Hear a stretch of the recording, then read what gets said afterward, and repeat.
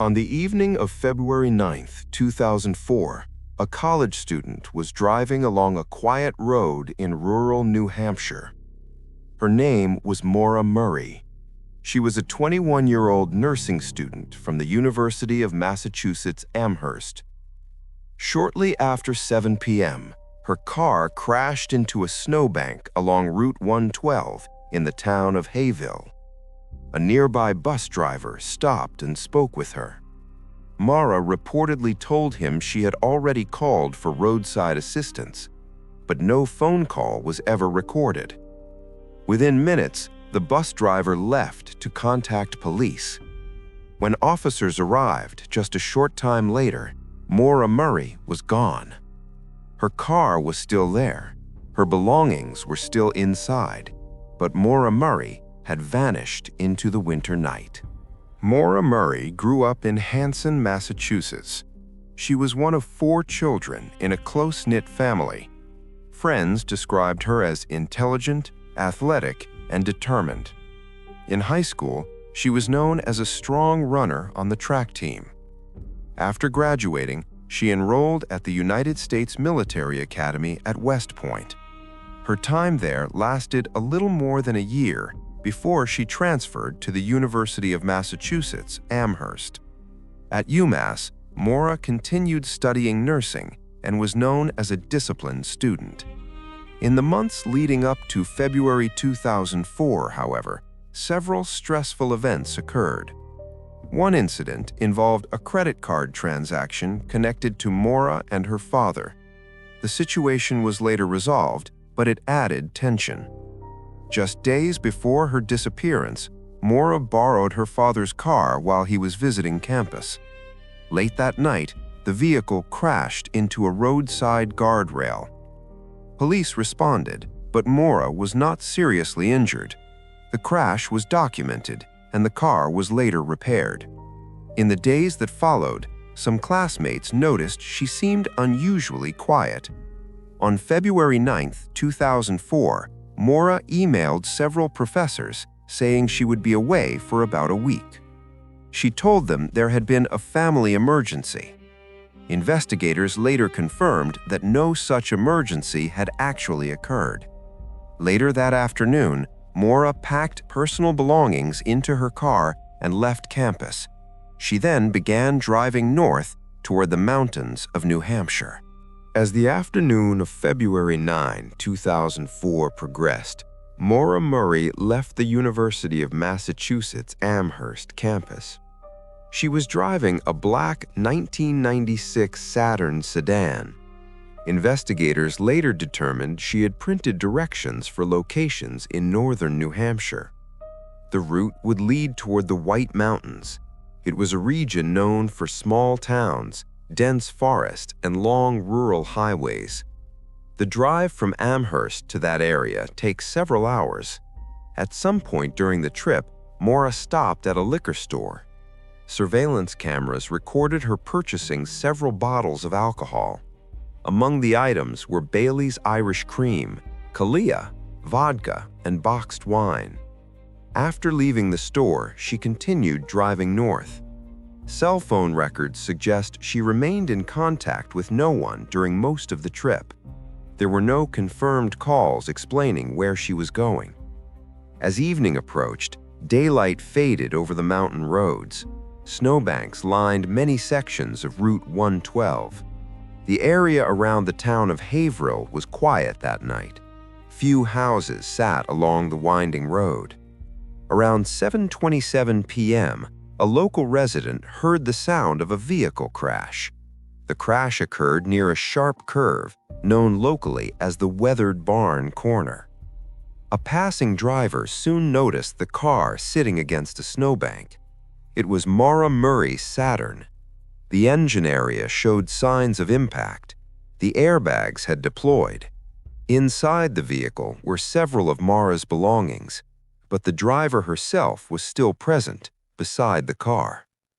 A nearby school bus driver named Butch Atwood approached the scene. He stopped to ask if she needed help. Maura reportedly declined his offer to call the police. She told him she had already contacted roadside assistance. After speaking with her briefly, Atwood continued to his nearby home. From there, he called local police to report the crash. Only a few minutes passed between the bus driver's phone call and the arrival of police. Officer Cecil Smith was dispatched to the crash scene on Route 112. When he reached the location, the Saturn was still there. The front end of the vehicle was damaged. The airbags had deployed inside the car, but Maura Murray was no longer at the scene. There was no one standing beside the road, no one walking nearby. The surrounding area was dark and quiet. Officer Smith began examining the vehicle. Inside the car, he noticed several personal items. Some of Maura's belongings were scattered inside the vehicle. A box of wine had spilled, leaving red liquid on the floor of the car. The car keys were missing. Maura's phone was also gone. However, other important items were left behind. Her debit card remained inside the vehicle. Her driver's license was still there as well. A backpack and other belongings were also inside the car. Outside, the road was lined with tall snowbanks. Fresh snow covered much of the ground. Investigators later searched for footprints leading away from the crash site, but no clear trail was discovered. There were no obvious signs of a struggle. There was also no indication that another vehicle had been involved in the crash. Within a very short window of time, Maura Murray had disappeared from the roadside. The quiet rural road showed no immediate explanation for where she had gone. What remained was an abandoned car, scattered belongings, and a timeline that investigators would struggle to explain. After confirming the driver was missing, police began searching the immediate area around the crash. The road was quiet and surrounded by dense forest. Several homes were located along the stretch of Route 112. Officers spoke with nearby residents to see if anyone had noticed someone walking along the road. A few people reported seeing the police lights and the crashed car, but no one reported clearly seeing Maura Murray after the crash. The temperature that night was well below freezing. Snowbanks lined both sides of the road. If someone had walked away through the snow, investigators expected to find footprints. Search teams examined the roadside carefully. They checked the snowbanks and nearby wooded areas. Despite the conditions, no clear tracks leading into the forest were found. The lack of footprints raised questions for investigators. It suggested that Maura may not have walked far into the woods. Police also considered the possibility that a passing driver might have picked her up. Route 112 was not heavily traveled at night. However, occasional vehicles did pass through the area. If someone stopped during the brief window before police arrived, they could have taken Maura away from the scene.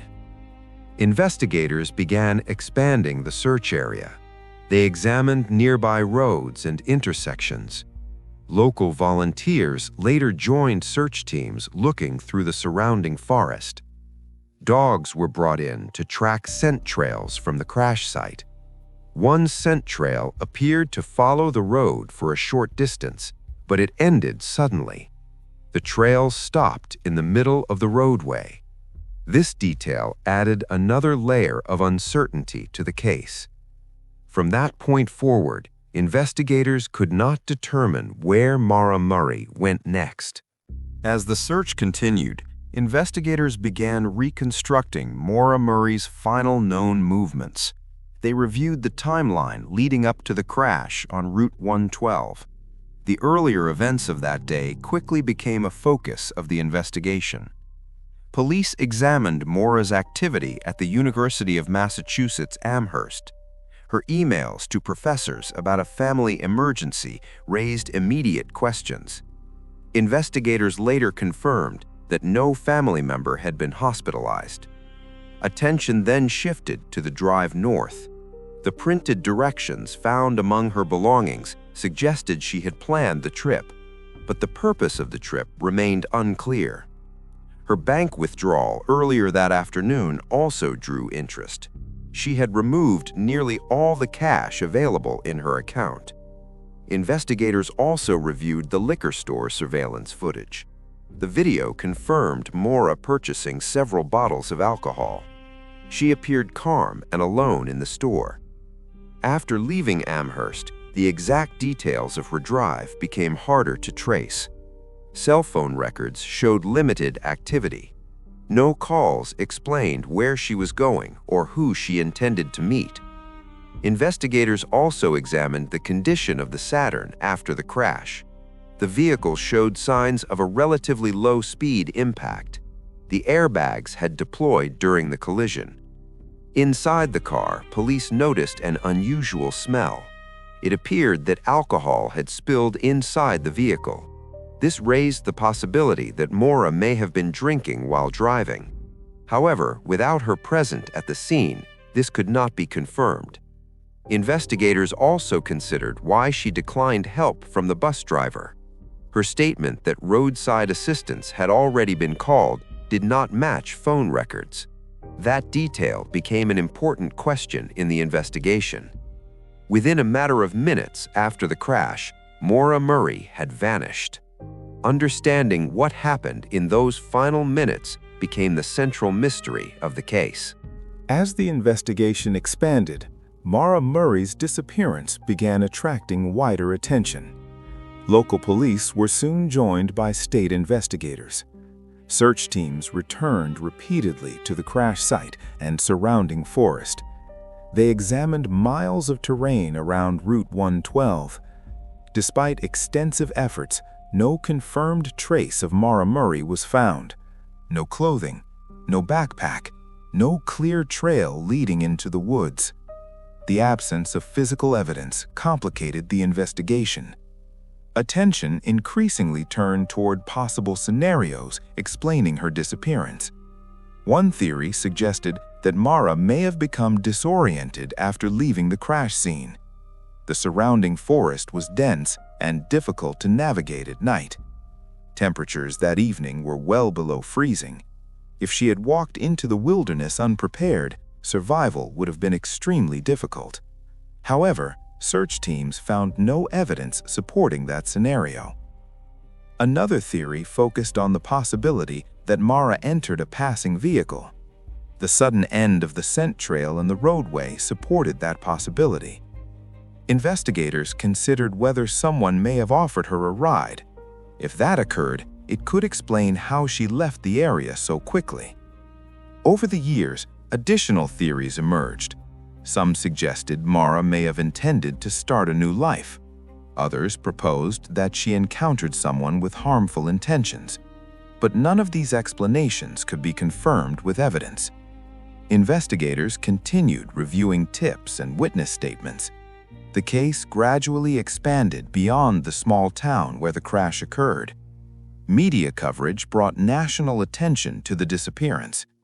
Despite the growing awareness, the central question remained unanswered. What happened to Maura Murray after the crash on Route 112? More than 2 decades have passed since the night Maura Murray disappeared. The crash on Route 112 remains the last confirmed moment she was seen. Her car was found abandoned in the snow, but Maura herself was gone within minutes. Over the years, investigators have revisited the case many times. Search teams have returned to the area repeatedly. New technology has been used to re-examine evidence. Witness statements have been reviewed again and again. Yet the central mystery has never been resolved. No confirmed sightings of Maura Murray have ever been verified after that night. Her family has continued searching for answers. They have worked with investigators and independent search teams. They have also encouraged the public to come forward with information. For many observers, the timeline remains the most puzzling part of the case. Only a few minutes passed between the crash and the arrival of police. That narrow window leaves very little time for explanation. Did Maura leave the road and disappear into the forest? Did someone passing by offer her a ride? Or did something happen in those final moments before police arrived? The quiet road where the crash occurred looks much the same today. Snow still falls there in the winter months.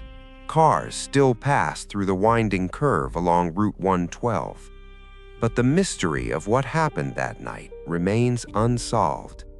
Somewhere between the crash and the arrival of police, Maura Murray vanished. And after more than 20 years, the trail of evidence still ends on that snowy road in New Hampshire.